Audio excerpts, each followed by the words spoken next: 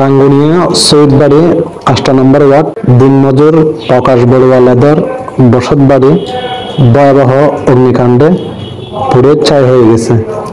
গত ৩০শে জুলাই আনুমানিক ৭টা সময় তার বসতবাড়ি এবং থাকার ঘর আগুনে পুড়ে ছাই হয়ে যায়। খবর পেয়ে রাঙ্গুনিয়া ফায়ার সার্ভিস চেষ্টা করে আগুন নিয়ন্ত্রণে আনা সক্ষম হয়।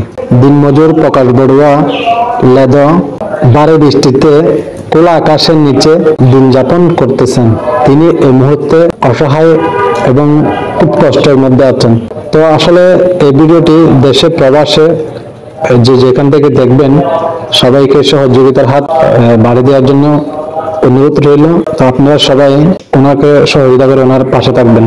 উনি আরো আমাদেরকে বলেন কিভাবে আগুন ধরেছেন উনি তা জানেন না।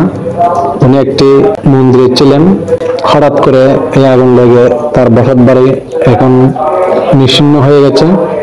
আনুমানিক ৪ লক্ষ টাকা মালামাল ও নগদ ১৫-২০ হাজার টাকা পুরো ছাই হয়ে গেছে। সে একজন দিনমজুর, একজন জনকের বাপ। তার এখন দিন যাপন করতে খুব কষ্ট হচ্ছে। ভারী বৃষ্টির মধ্যে সবাই ওনাকে সহযোগিতার হাত বাড়িয়ে দিয়ে ওনার পাশে থাকবেন।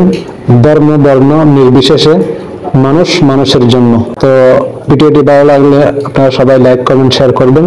আর নতুন নতুন ভিডিও পেতে কর্ণফুলী টিভির সাথে থাকবেন। ধন্যবাদ। আমরা যারা আসন আর সাহায্য দেশের এখন এই মুহূর্তে অনেক সাহায্যের প্রয়োজন। অনেকে হাত ধরে না, আমি দিন মজুরে হাত ধরি। দিন মজুরে হাত ধরেন দাদা।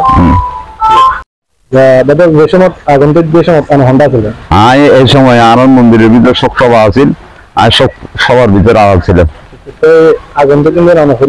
না হইতে পারে। আর এক জামাই ফোন করে হবে আমার বাড়িতে আগুন দিচ্ছি। আমি দুশোক সভা চলাই না দৌড়িয়ায় দেখি যে আর কিছু নেই। আরো পরিবেশন করলাম আসলে আমার বাড়ির মানে বেশি হতে গিয়েছে। আসলে এখন এরা অবস্থান করবার মতো অনেক পরিবেশ নেই। আর দ্বিতীয় হঠাৎ যখন আমার সবকিছু অনেক চাল বাকত খুব খোলামেলা হয়ে গিয়েছে। আরো সংগ্রহ করতে ওনারা যদি সার্বিক সাহায্য করতে চায় বা আর মাধ্যমে যদি অনেকে সার্বিক সাহায্য করতে চায় গ্রহণ করবেন। গ্রহণ করছি। এখন অসহায়, এখন মানে বেশি অসহায় অনেকে হন